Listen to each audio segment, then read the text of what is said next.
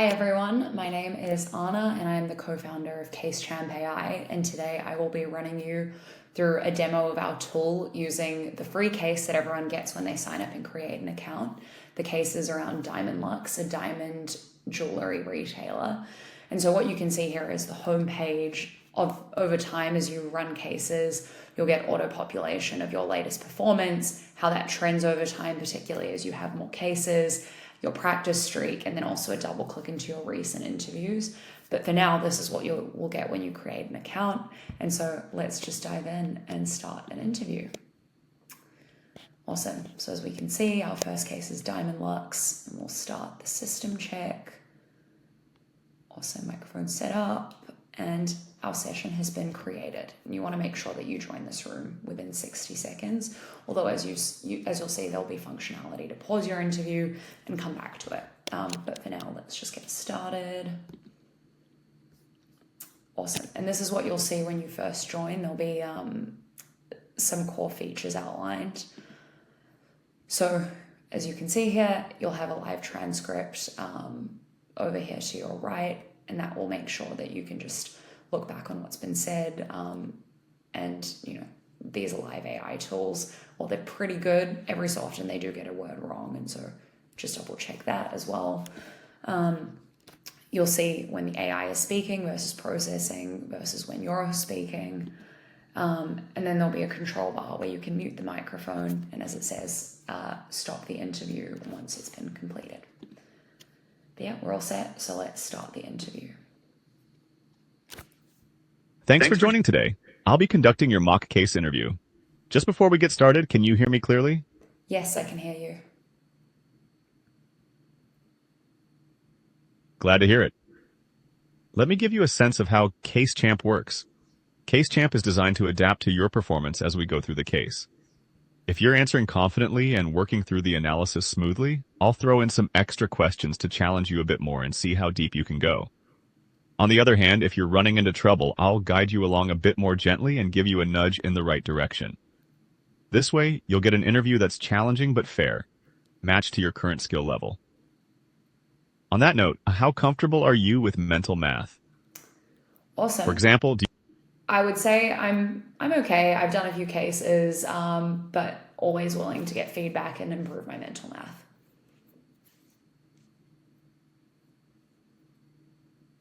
Thanks for sharing that, and appreciate your openness to feedback. I'll stick with the standard level of math difficulty, but I can push a bit more if I see you're moving quickly. Do you have any other questions about how this will work, or should we jump into the case? No, let's jump straight into it.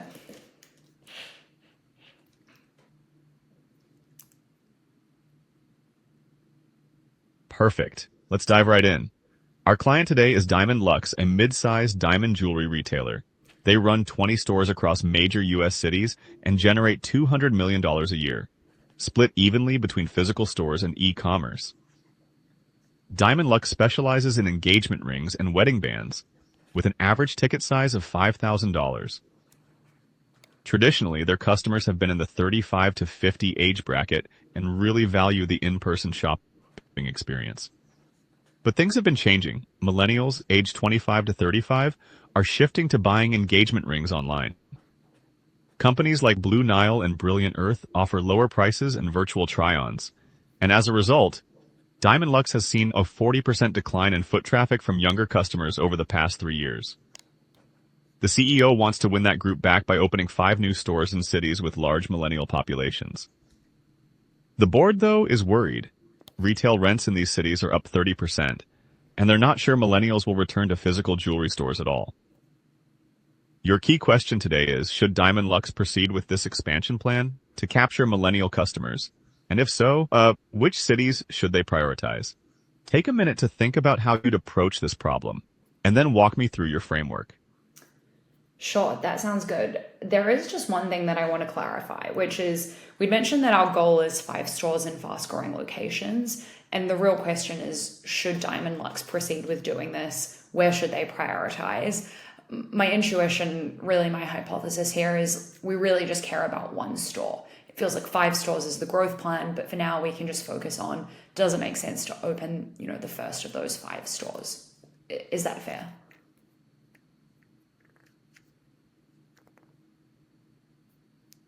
That's a reasonable way to approach it. The CEO has a vision for 5 stores, but the board really wants to make sure even the first one makes sense. So you can focus your analysis on whether and where to open the initial store, knowing that the larger rollout depends on getting that right. Does that answer your question, or is there anything else you'd like to clarify before you share your framework? No, that's perfect. Give me a minute to think through my framework, and then I will share it once I am set.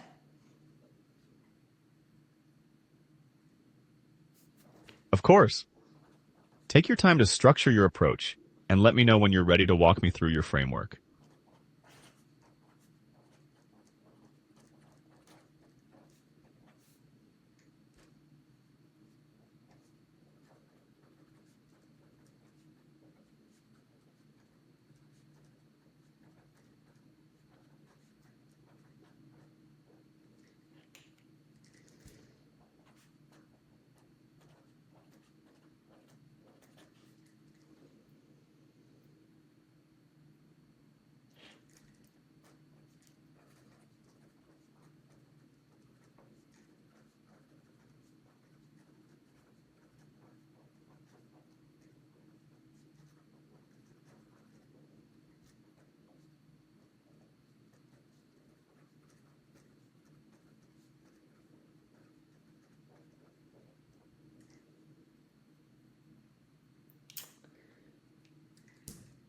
Awesome. Okay, I think I'm ready to share how I'm thinking about it. Broadly, my intuition is, we really just want to digest, does it make sense to open an additional store specifically targeting millennials and presumably in a fairly fast growing city in the US filled with millennials? I think there's really 3 dimensions that I would consider. The first is strategic around, how does this align with our strategy, and is this a good use, or is this the right next adjacency to go into? The second piece that I'd look at is financial. At the end of the day, we're a business, and so I think it's important to just gauge to what degree will this actually make money. And then finally, I think there's a competitive lens, which, assuming that the first 2 align, does it actually make sense, and how do we think about our ability to compete? But let's just dive into those a little bit further.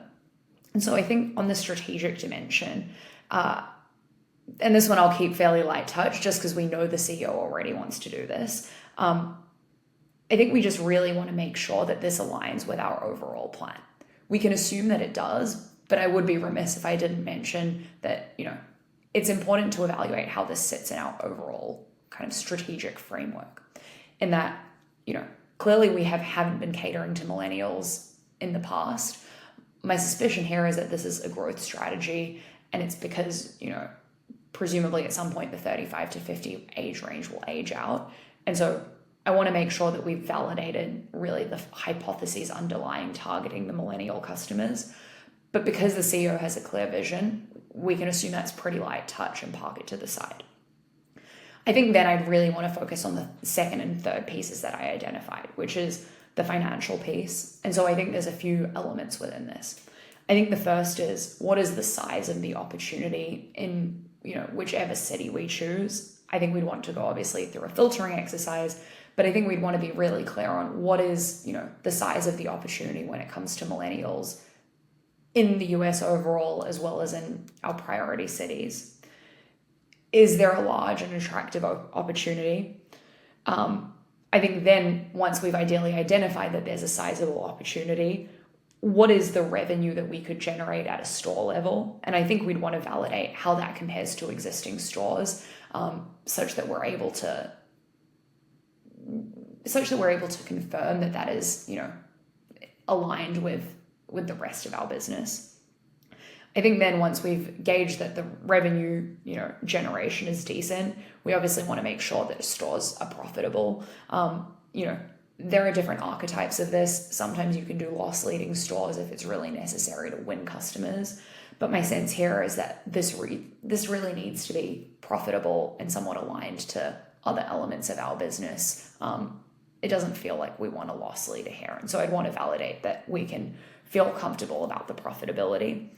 And then finally, I think there's a more discrete piece that is less relevant to our central analysis, but just around the ROI and the use of capital. In that, if you opened a store, there's like multiple years of financial commitment.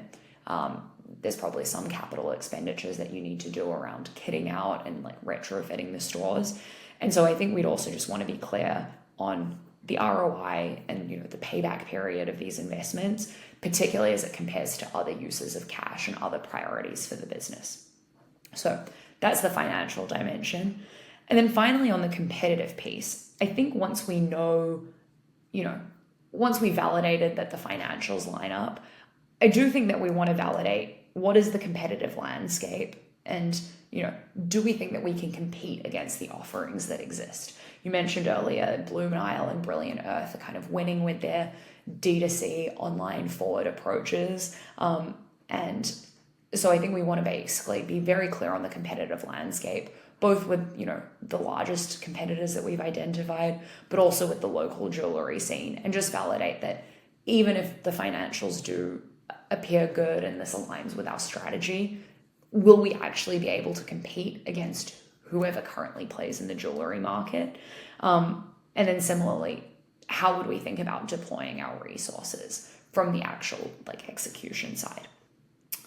All of that being said, I think given those relative areas of prioritization and given that the financial piece really feels like the first step into identifying whether this is a good opportunity, I would love to test if you have any data around the size of the opportunity, whether that's, in the US more broadly or in a subset of cities.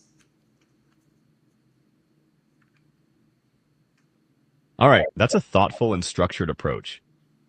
Let's start by looking at some potential expansion cities.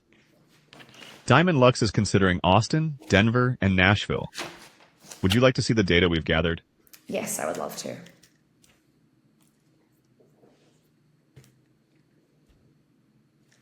I've put the city comparison data on your screen. Can you see it? Yes. Okay. Great. Let me take a moment just to digest this, and then I'll share thoughts. So as you mentioned, comparing Austin, Denver, Nashville, they're pretty similar from a population perspective, similar share of millennials. Average income varies a bit more substantially, and so I think I'll want to factor that into my considerations. And then year-on-year growth rate also seems somewhat varied. And then finally, competition. Okay, so Blue Nile is in Austin. Denver doesn't have any major competition. And then Nashville has 2 local high-end jewelers. Okay, I think the first thing that I'd want to do is just make sure that I'm aligning the metrics. So let me take a stab first at just identifying that millennial population so that we have a really clear fact base to go on. So Austin, I'm just going to split up my page with Austin, Denver, and Nashville. Awesome. So Austin has a population of 2.5 million, of which 30% are millennials. I think the simplest way for me to calculate that is just to take 10% of a million and then, 10% of 2.5 million and then multiply it by 3. So we know that 10% of 2.5 million is 250,000. And if you multiply that by 3, then that gets us to a millennial population of 750,000. I think then for Denver, population of 3 million. In this case, I'm going to, again, I want to derive 10%, but then also 5%. And so we know that 10% of 3 million is 300,000.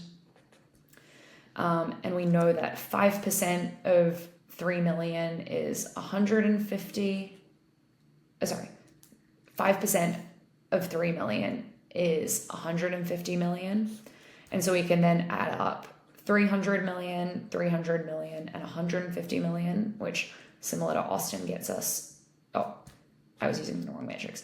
300,000, 300,000, and then 150,000, which gets us to an overall millennial population in Denver of 750,000. Then finally for Nashville, overall population of 2 million. Similarly, we have 25%. Although here, actually, I might just take 2 and divide it by 4. And to confirm, take 2 million, divide it by 4, which will get us to 25%. In this case, that's 500,000. Awesome. So I think if we're comparing millennial populations, Austin and Denver are tied at 750,000, Nashville slightly lower at 500,000. When we look at average income, Austin is clearly the best in terms of, average income, which I would take to be a positive. I would assume that the higher your income, the higher your relative disposable income.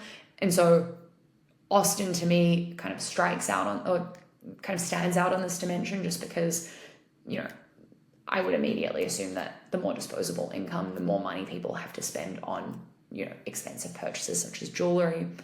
I think from a growth rate, Nashville is the most attractive, but they have the smallest millennial population, lowest relative income, and some competition from local high-end jewelers. And so I might actually eliminate Nashville just because, while it could be an option, it wouldn't necessarily be the first city that I'd go after.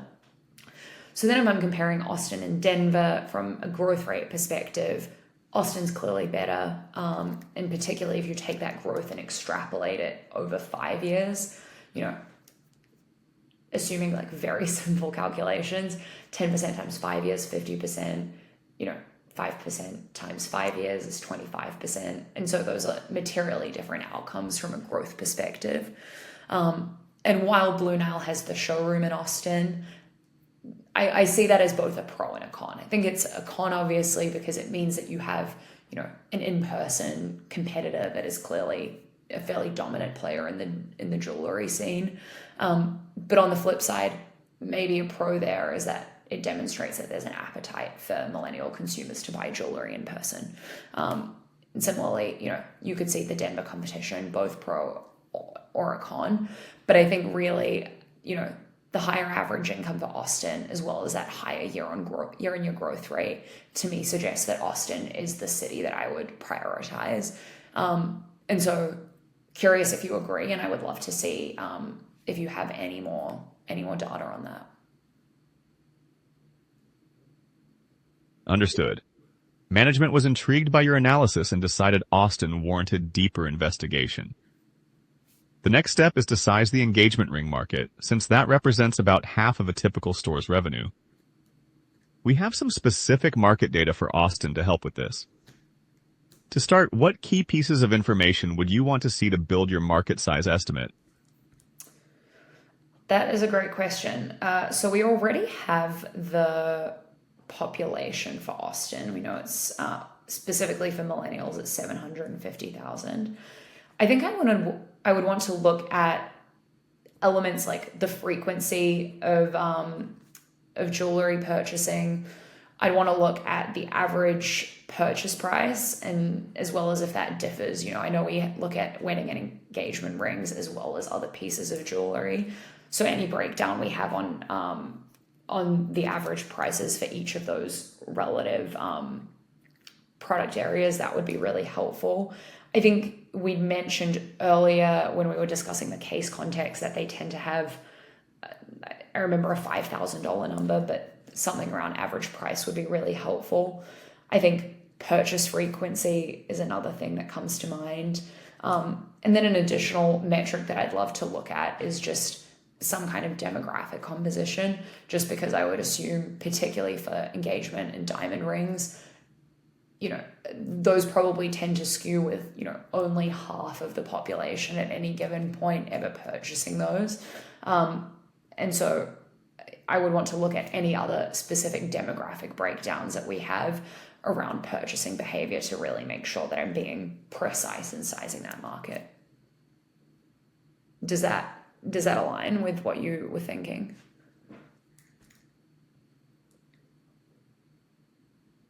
Yes, that's on track.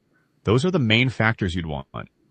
I have detailed market data for Austin, including information on demographics, engagement rates, preference for buying in-store, and average ring price. Would you like me to pull that up for you? Yes, please. And that's a great push on the preference buying in-store. I hadn't factored that in.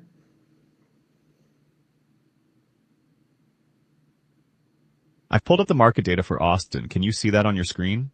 Yes, I can see that. Okay, we've got the millennial population, gender split, and I assume that that's getting to my point around specifically engagement rings.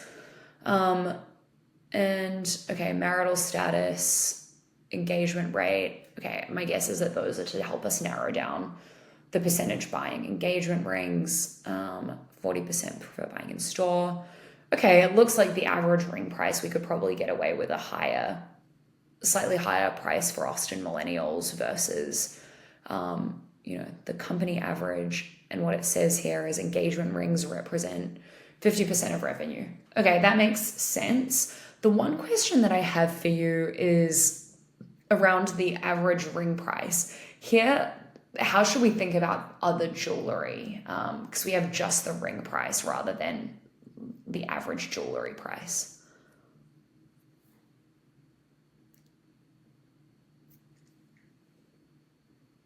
Good question.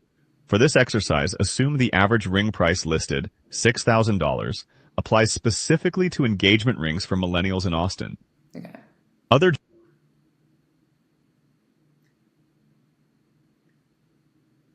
All right. With that in mind, what's your approach to sizing the engagement ring market in Austin? Walk me through your calculations. Awesome. So I think the data you have seems pretty clear.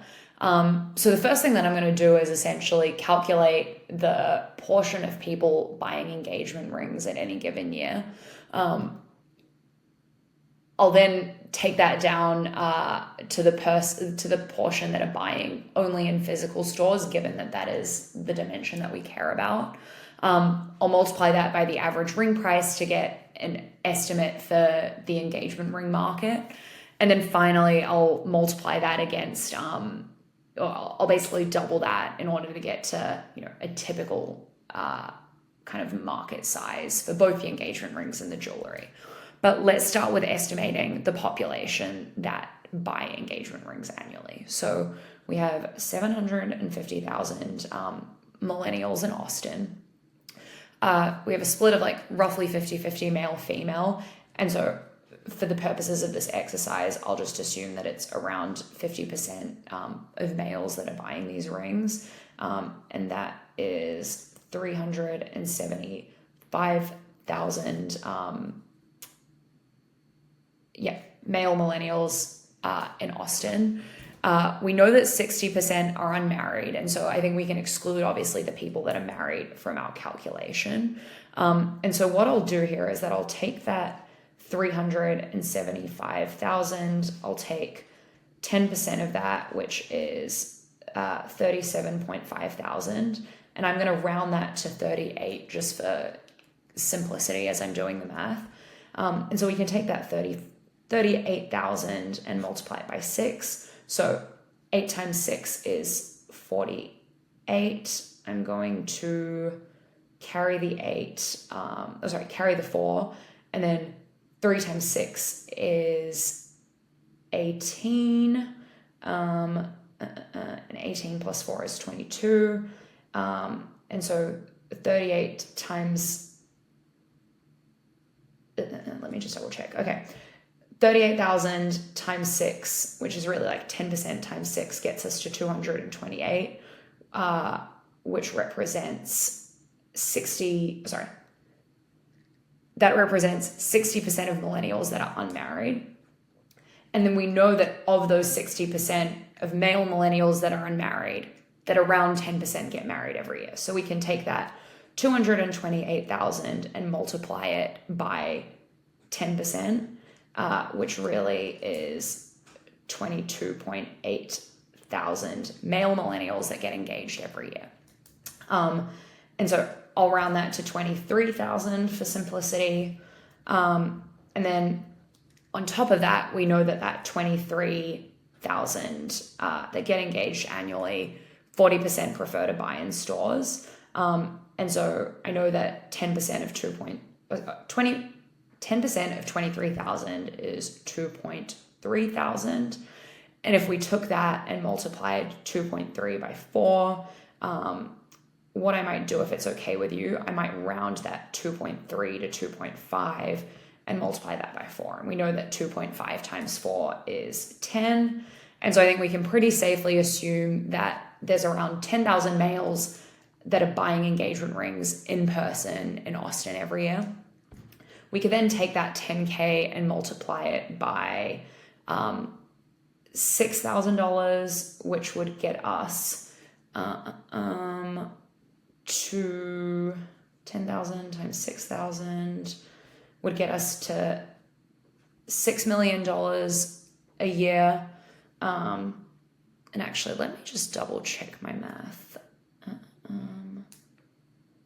think we have 10,000 that prefer to buy in store. Let me just double check. And I think I actually have, I think I might have done something wrong. So let me just double check, because I'm getting an average market size of $6 million for the engagement rings alone. If you multiplied that out, that would be, if you doubled it to also account for the other jewelry, that would be $12 million, but that's striking me as quite low. And so let me just double check back on my math around what I have done.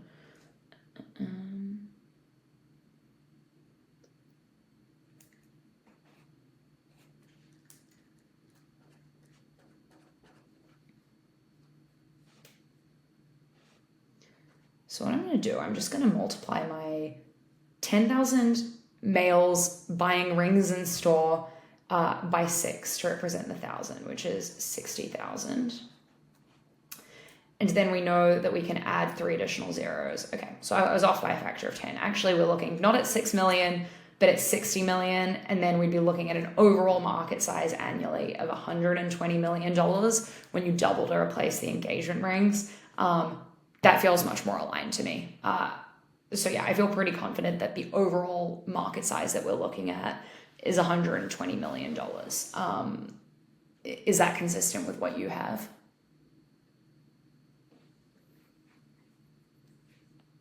Yes, your math looks good. Now, given this market size for Austin, what does that suggest about the revenue and market share DiamondLux would need to hit to match the performance of its typical store? Yes, so let me just look back on my notes. What had we said earlier? So we'd mentioned earlier that there was 5K average transaction. I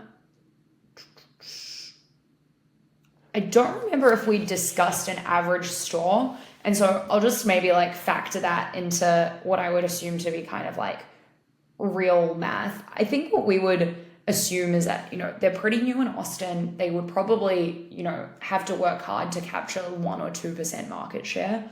And so my sense here is that even if you're looking at call it 2% market share, 2% of $120 million is somewhere between $2 and $3 million. And so I'd want to compare that to the revenue that they get in a typical store, just to identify if that's aligned. Right. For reference, management believes that within 2 years, an Austin store could achieve typical store performance of $5 million in annual revenue. With that in mind, how would you evaluate the economics and profitability of opening a store in Austin if it hits that revenue target? Let me share the annual cost structure. Oh, awesome. Rent. Just about to go there. Staff costs would be $400,000 per year for a manager, 3 associates, and security. Other operating costs, things like inventory financing, marketing, and utilities, are expected to be 30% of revenue. There are no major setup costs you need to include here. Given those numbers and the $5 million revenue projection, how would you approach analyzing store profitability? Great. Okay, so we know that there is $400,000 of, you mentioned staff costs, other operating costs, 30% of revenue.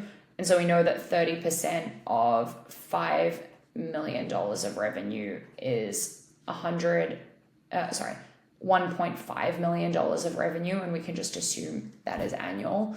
And we know that our rent is $600,000. And so if we take those costs over a year, okay, we know that revenue is $5 million.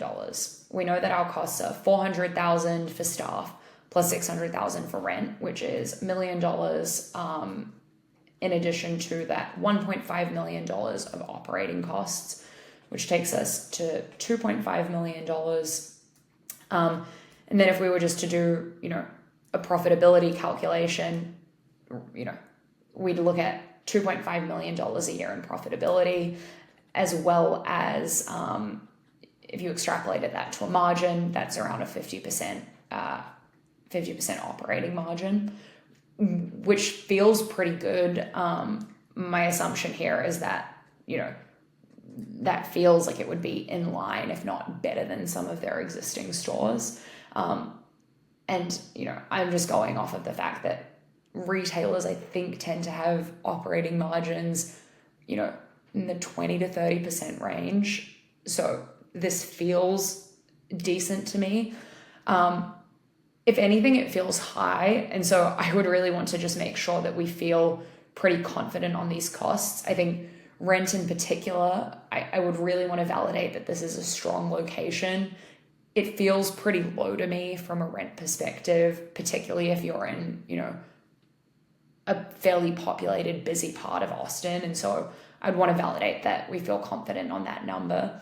I'd also want to validate that our operating expenses really include customer acquisition and marketing. That feels like a big expense. And I know typically when businesses are new, that you often have to invest heavily upfront in order to, create awareness amongst customers. Maybe here, because they already have an online presence, customers in Austin do tend to know of them, but I don't want to take that for a given. So I think those are my reactions to the costs. All things being said, Austin feels like an attractive market. It feels like the store, both like revenue and cost dynamics, feel pretty good. And so I think, I would just want to potentially dig a bit more into the competitive landscape and how we would feel about our ability to compete. Do you have any data on that? At this stage, the CEO has reviewed your analysis and briefed the board, highlighting those strong margins and your points on operating costs and competition. Now the board wants to make sure we've thought through what could go wrong. What are the key risks DiamondLux should consider if they move forward? And specifically, how might online competitors like Blue Nile respond to our entry? Oh, that's a good question. Is it all right if I take 20 seconds just to jot down my thoughts? Of course. Take a moment to organize your thoughts and let me know when you're ready to walk through the key risks and possible competitive responses. Awesome. I will be right back. No problem.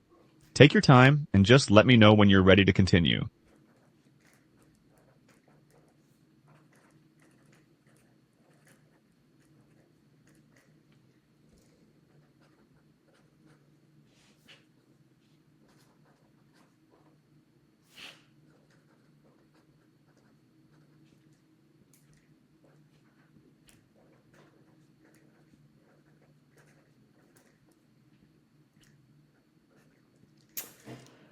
Awesome.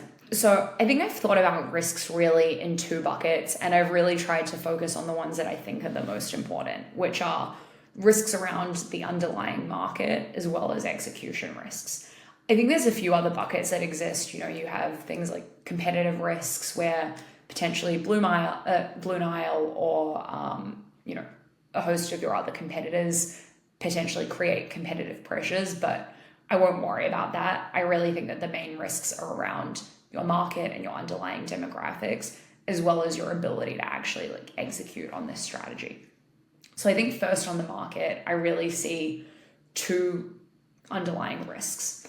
I think the first is the underlying Austin population demographics. And I think Austin, we discussed this idea that there is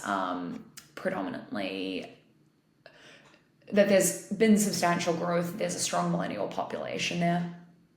I know that was true in COVID and the few years afterwards, but I have read recently that, Austin hasn't really been seeing the same population growth that they saw a few years ago. that makes me a little bit nervous about its ability to keep attracting millennials and having that population grow, especially relative to other city centers in the US. And so I really could see that as a risk, and I'd want to basically ensure, as we're looking at population growth, that we're not looking just at historical growth data, which is what I suspect we looked at, but also forecast data and any underlying trends.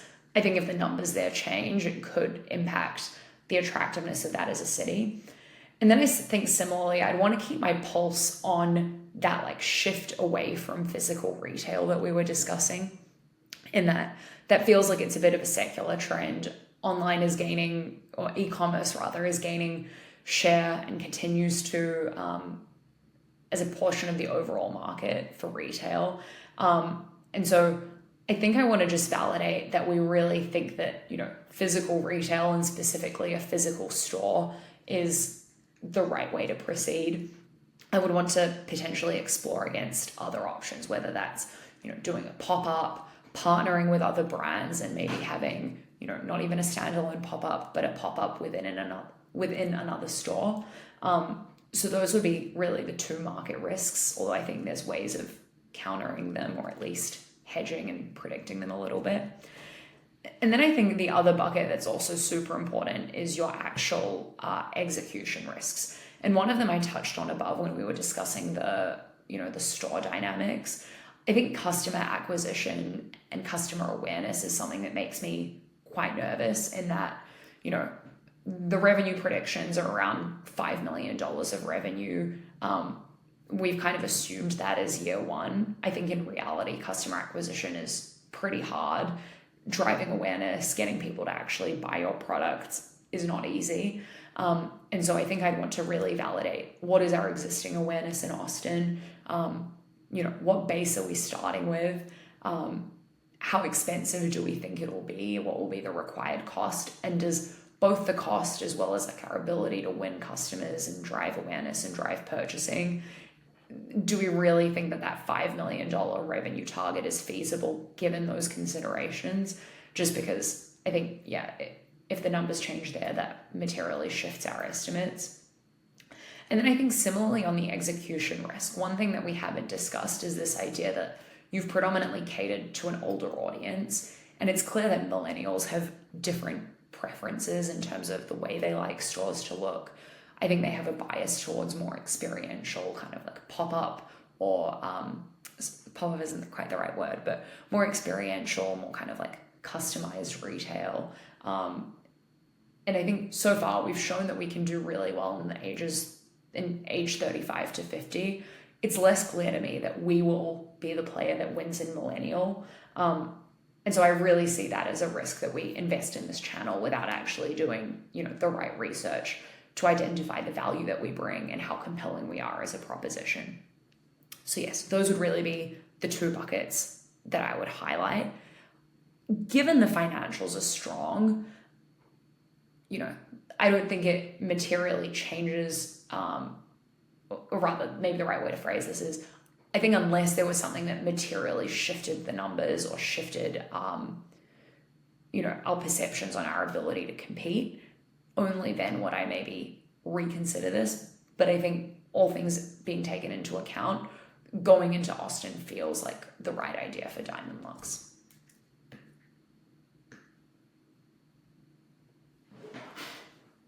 Understood. Now imagine you've just stepped into the elevator with DiamondLux's CEO right before her board meeting. She turns to you and says, "I need our recommendation in a minute. Should we move forward with the Austin expansion, and what's the bottom line? Give me your concise pitch, your recommendation, the key reasons why, and your main caveats in about 60 seconds." Awesome. So I think the real highlight is we think Austin's an attractive opportunity and we should go into it. There's a few reasons. One, I think we compared Austin against other cities and it really performed, the best across average income, size of millennial population, as well as population growth and competitive dynamics. And so we feel good that Austin is the best city for the job. We then sized the market and the market looked pretty attractive. We're looking at about $120 million a year in terms of in-person buying of engagement rings and jewelry, which feels quite sizable. And then if you take that and turn it into what that actually means for DiamondLux, I think the actual store economics seem quite attractive. We'd be looking at around $5 million a store at a 50% operating margin, which feels quite attractive, and it feels like it's fairly in line with other stores in our network. That being said, there are a few risks that I think we'd really, really want to hone in. I think we really want to validate that Austin will continue to see the growth that it has seen, particularly in the millennial population. And I think we'd also want to validate that the shift towards shift away from physical retail is not a material damper on the business. I think then specifically on execution, there's two other things that I really want to validate, which is what is the cost to acquire customers, and does that materially change our forecasts? And then finally, do we really believe that we can drive a great experience for millennials? So I think assuming that we can validate and get confidence on those risks, I feel really confident about expansion into the Austin physical store. Thanks for that summary. We have a little more time, so let me ask you one more thing that I'm curious about. You mentioned two key execution risks: the difficulty of customer acquisition and the team's lack of experience with millennials' experiential retail preferences. If you could only allocate budget to mitigate one of these before launch, which would you choose and why? Oh, good question. I think I'll give you a bit of a non-answer, which is I think you'd want to validate how successful they are before you drill down into them further. And what I mean by that is I would be reticent to give you an answer now that's put 80% of funds into customer acquisition and 20% into store experience. I think what you'd really want to do is allocate a small portion of the budget and in the first few weeks do a bit of, call it beta testing on how successful they are. So I'd want to call it $50,000 and put it into customer acquisition and test it across different channels. So I'd want to look at something like, digital marketing versus, flyers versus, potentially a pop-up or, basically I want to compare a bunch of different channels and see how they drive engagement and awareness within Austin. And then I think I'd want to do a similar thing from a store experience perspective where, I'd probably want to test specific things, whether that is, maybe a photo booth in store, and that would be something that I trial, or I trial, a coffee bar in store, and basically see how these things land. And ideally you'd want to think of a way in which you can connect it both to actual foot traffic and people entering the store, but also towards what actually drives conversion and what drives people buying, a ring or a piece of jewelry. And I'd want to see how those original tests go in month one, and then depending on the relative success, I would want to scale the ones that I think are the most effective. All right. That brings us to the end of our time together. Thank you for coming in today and walking me through your thinking on this case. Once you stop the interview, we'll automatically generate detailed feedback for you. It should be ready in about 2 to 3 minutes. Thanks again, and have a great rest of your day. Awesome. Thank you.